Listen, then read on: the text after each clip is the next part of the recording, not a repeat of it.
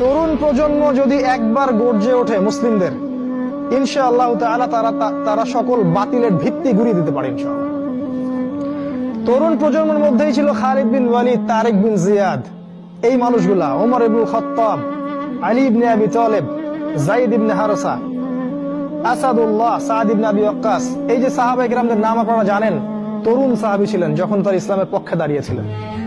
একাই ওমর, সে সারা মক্কাকে পরিবর্তন করে ফেললো। এক হামজার সামনেই 20-30টা মানুষ দাঁড়াতে সাহস পাইত না।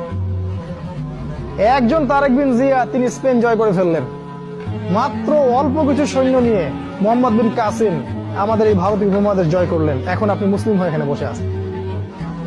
এই তরুণ প্রজন্মই পারে এই বাতিলের শিকড় উপড়ে ফেলতে। এই জন্য মাসিহুদ দাজ্জাল এবং তার অনুসারীরা খুব ভালো করেই জানে যে মুসলিম তরুণ প্রজন্মকে যদি আমরা আটকাতে না পারি, তাহলে আমাদের ভবিষ্যৎ খারাপ আছে।